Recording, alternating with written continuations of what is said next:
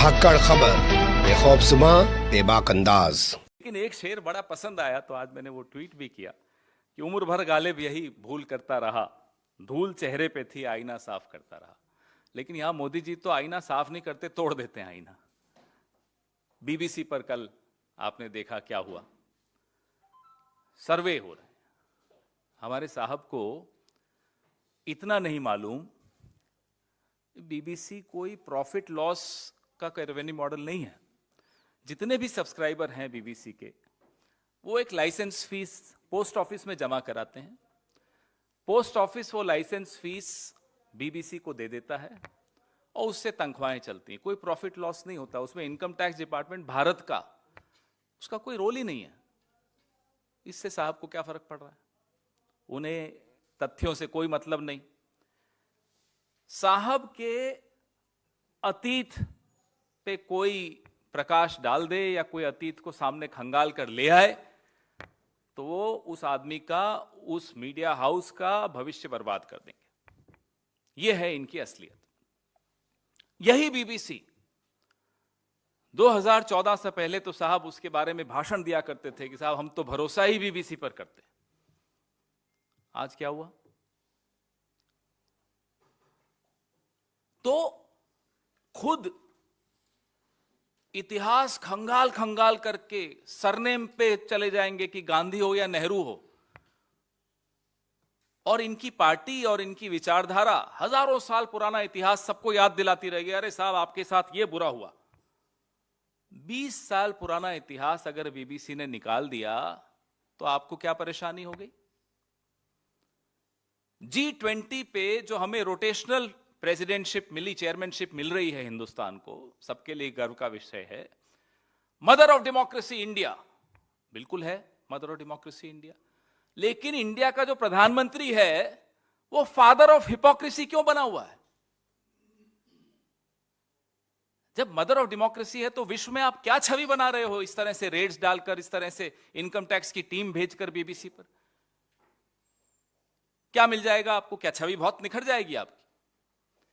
आप सबको मालूम होगा, क्योंकि आप सबसे वाबस्ता है, आप से रिलेटेड है ये बात, कि वर्ल्ड प्रेस फ्रीडम इंडेक्स में 2021 में हम 142वें रैंक पर थे, 2022 में हम 150वें रैंक पर चले गए।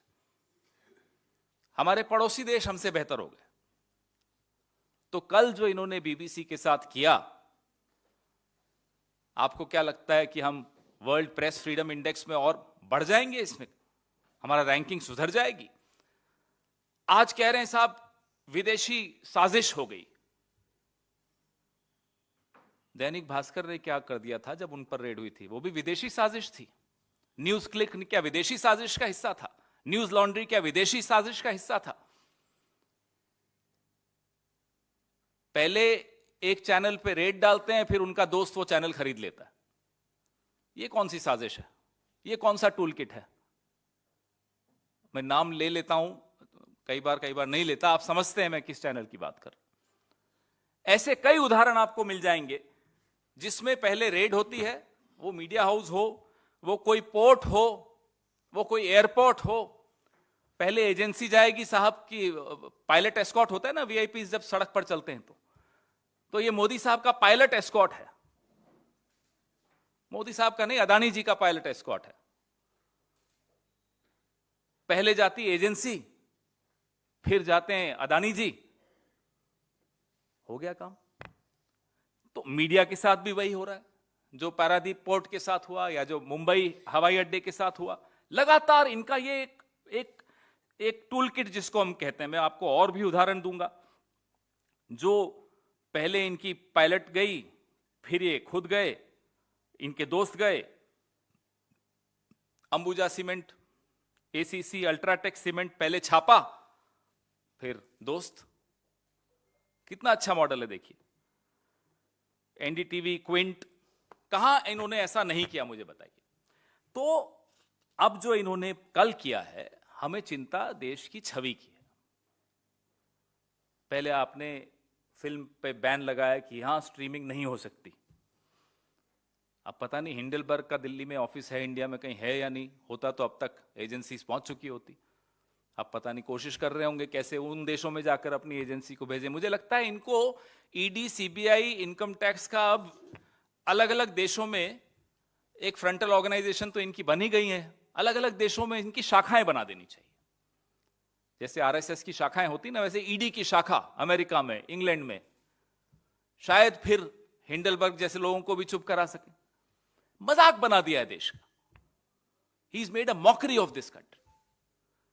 We are not a banana republic and we'll never be. लेकिन आप जो इस देश में कर रहे हैं, फिलिप कॉटलर अवार्ड न पहले सुना न बाद में सुना, पूरा तंत्र जागृत हो गया, अरे साहब मोदी जी को जय जयकार हो गई, फिलिप कॉटलर अवार्ड मिल गया। तब विदेशी साजिश नहीं होती। ऐसी ऐसी अखबारें जिनका कभी नाम नहीं सुना विदेशों में, कहीं उन्होंने पेज 1 पे छाप दिया कि मोदी जी महान है, तो मोदी जी बस उसी को लेकर पूरे देश में डिबेट्स हो रही होती हैं।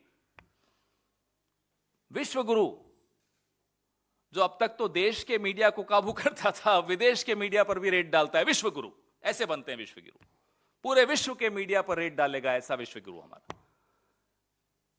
मजाक बना दिया, हंस रहे हैं लोग हम पर। और दुख होता है कि जब भारत जैसे देश के प्रधानमंत्री की हंसी उड़ती है इस तरह से। अफसोस होता है, भले विपक्ष में हो हम, प्रधानमंत्री प्रधानमंत्री होता है, अपनी हंसी खुद उड़वाए जा रहे हैं। मुझे याद आया, लंदन में ही एक नजारा, मैदाम त्यूसाथ म्यूजियम में इनकी मोम की एक छवि बनी मोदी जी की। वो नजारा आप याद करिए, खड़े होकर उसको निहार रहे थे, अपनी ही छवि को। आप लोग सब, कैमरा टीम्स गई थी, सब फोटोएं खींच रहे थे। तब कोई विदेशी साजिश नहीं थी। कोई अवार्ड मिल जाए, कोई रिकॉग्निशन मिल जाए, कोई विदेशी साजिश नहीं। कहीं कोई सच निकल कर आ जाए, साजिश हो गई, टूल किट हो गया, राष्ट्र विरोधी हो गए, तो चलिए बीबीसी राष्ट्र विरोधी है, द वायर भी राष्ट्र विरोधी है, द न्यूज मिनट भी राष्ट्र विरोधी है। इन सब पे इनकम टैक्स रेड्स हुई हैं। News laundry, Quint, NDTV, Bharat समाचार, न्यूज क्लिक, दैनिक भास्कर, ये सब राष्ट्र विरोधी हैं। क्यों?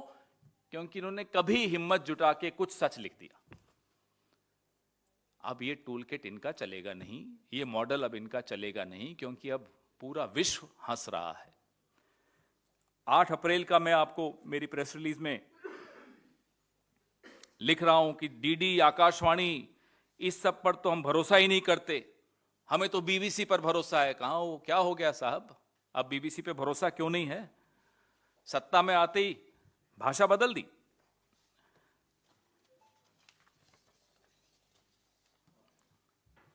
एडिटर्स गिल्ड ने कल एक स्टेटमेंट जारी किया, बीबीसी पर इनकम टैक्स के छापों की निंदा की।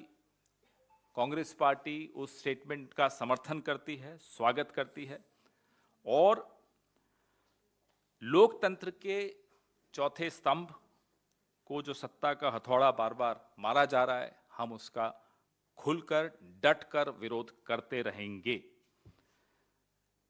स्टार्टअप इंडिया तक तो ठीक है, लेकिन ये शटअप इंडिया तो हम नहीं होने देंगे। और उसमें हम आपका भी सहयोग चाहते हैं, क्योंकि आपकी कलम पर कमल का इतना बड़ा प्रभाव हो, इतना दबाव हो, ये मुझे नहीं लगता आप लोगों को बर्दाश्त करना चाहिए।